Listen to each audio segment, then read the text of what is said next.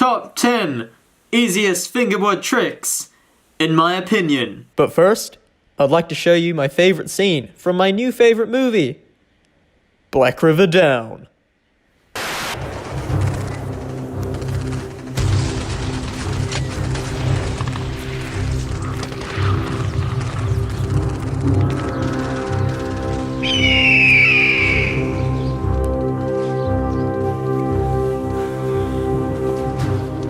So you want to learn some tricks, huh? Yes, sir. Well, you better be ready to put in some time, because this don't come easy. Yes, sir. Hey, you listening to me? Well, yeah. What did I just say then? What? What did I just say then, brother? See, I knew it. How you gonna inspect a fingerboard with those scrawny ass fingers? What? What are you talking about? Boy, you better get your palms to the weights and don't come back until you're ready to fingerboard, brother. Okay.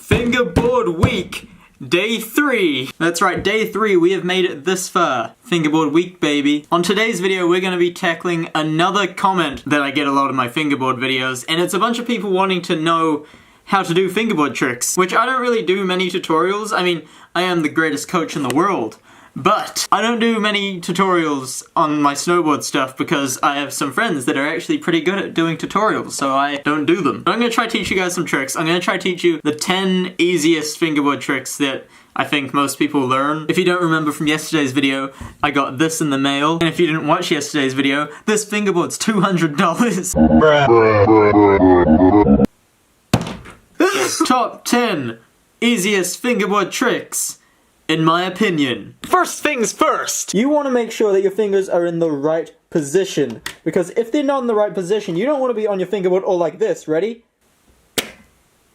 Because that's just not going to fly around here.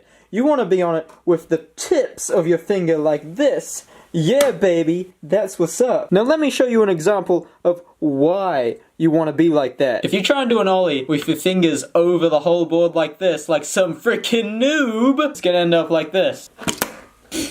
And that just doesn't look cool. And we're talking about fingerboarding, so you want to make sure it looks extremely cool. But if you have your fingers on it like this, it makes it a whole lot easier, you see? You get it? You're picking up what I'm putting down? This bad, this good. Cool. Alright, now we have that out of the way, we can actually get into the tricks. The first fingerboard trick that you're probably gonna learn by accident is a tray flip.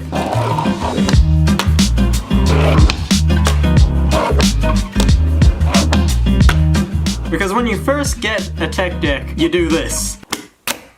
And chances are every now and then a little tray flip might sneak his way in. Now unless you know what you're looking at, a tray flip can easily be mistaken for a random flip for that reason, yeah, because yeah, you can do it by randomly flicking the board. But if we're talking about doing a tray flip intentionally, well that's a whole nother story. You're gonna try scoop your back foot, your back foot. You're gonna try scoop your back finger like that, while also making this finger go like, and it should end up like that. But if you're actually trying to do it, then it's definitely not the easiest trick on this list. But it is also probably the first trick that you'll do, so it kinda is. The tray flip is also commonly known as the 360 flip, and it is so easy that my friend Levi can do it. I'm here to see if you can tray flip. I can tray flip. Oh damn! Oh! Tray flip. Alright.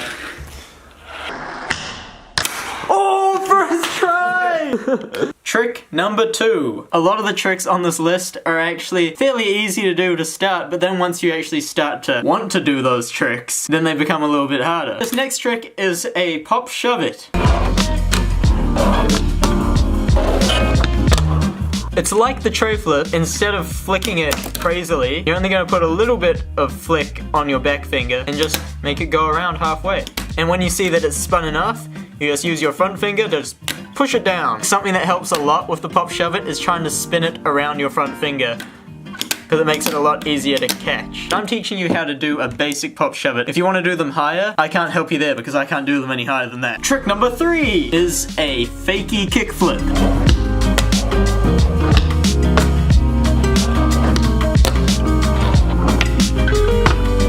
I think fakey kickflips are probably the easiest out of the straight kickflip variations, because when you're first starting out fingerboarding, most people go forward, then they like kind of shuffle back quickly like that. But with a fakey flip, you don't need to do that shuffle because you're already going this way. To do a fakey kickflip, you're going to be going in the opposite way to the normal way you ride. Let's say if I normally go this way, we're going to be going this way. Really? You're going to go back, you're going to try pop the tail down like this, so the board goes up like that. You're kind of just going to flick your hand over the front of the nose to make the board flip. Pretty much exactly how you do it on a real skateboard. And once you got that part down, you can pretty much just do it and just keep going till you land one. Guess what the next trick is? I bet you won't be able to guess. Trick number 5 is a kickflip.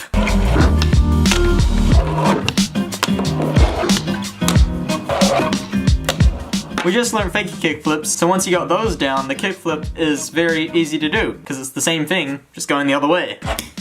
You're going to be going this way, you're going to pop the board like that, and when the board's up, you're going to use your hand and skid your front finger over like the side of the nose going this way to make the board flip. Then once you see the grip tape come around, just land it. This one's probably the first trick that's going to feel a little bit awkward to start off with, because you're using your hand to do this, and it's just kind of a weird movement. You'll probably learn a kickflip on a fingerboard before you learn an ollie on one, but it might not be the same for everyone. I'm getting this statistic from my friend Levi, who can kickflip, but he struggles to ollie. Let's see a kickflip. Oh, there it is! Wait, nollie? Oh.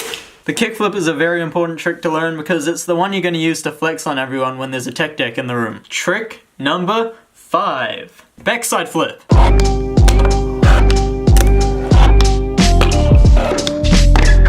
Backside flips are easy. Some might even say they're easier than a normal kickflip, and by some, I mean me! Because sometimes when you go for a kickflip, the board kind of naturally does that, and when you see that, you can just be like, oh, your back finger's gonna scoop a tiny bit, to make the board spin like that. And while you're doing that, you're gonna move your hand around like this.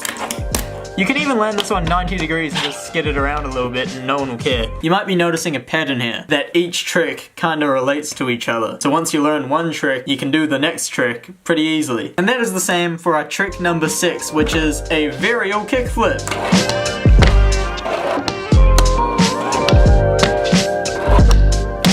Your board doing a pop shove it and a kickflip at the same time. And it is essentially the exact same thing as the backside flip, but instead of moving your hand like this, you just keep it straight. Actually, this trick might be a little easier than the backside flip. On actual skateboarding, the varial flip's not considered that cool of a trick, and it's kind of a nasty trick to pull on someone in a game of skate, because no one really wants to learn them. They just don't look that cool. But in fingerboarding, I think they're cool. I like varial flips. This is the trick that will probably take you the most amount of time, and that is the ollie.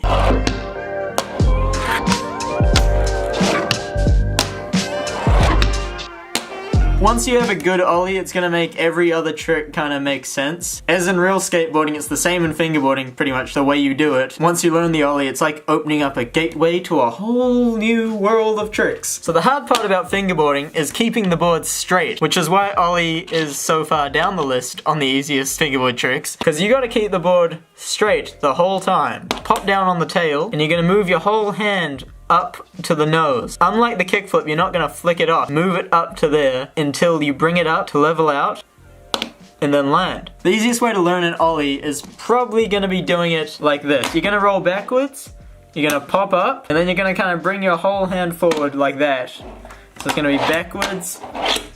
It's almost like you're tipping the board into your hand and bringing it around. Now you just need to do it going straight.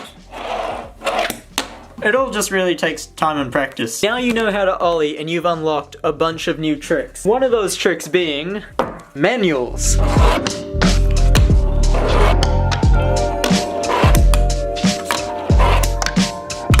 Super easy once you got the ollie.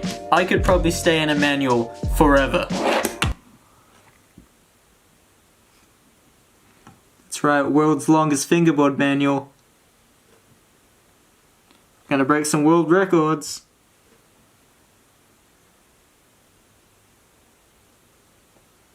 Oh snap, I'm going backwards. Once you ollie and you land, you're not gonna even out the board. You're gonna ollie and just land on your back trucks and roll off the ledge. It's also pretty easy to go into a nose manual. Instead of not evening out, you're gonna even out and land on your nose. Remember when I said all the tricks kind of relate to each other? If you can manage to ollie your way up onto a ledge, you can manage to ollie into a 50-50. And if you got the manuals, you can ollie into a 5-0 or a nose grind.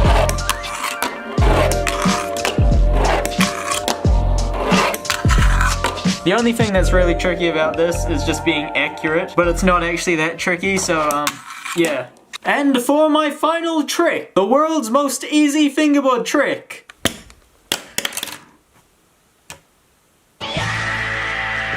And that's the end of the video. I hope you guys learned something, and if you didn't, I hope you liked the video anyway.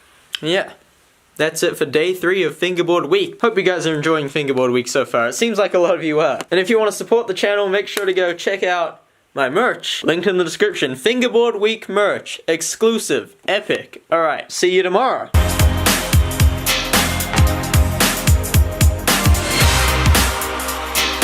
Woohoo! Make sure to subscribe.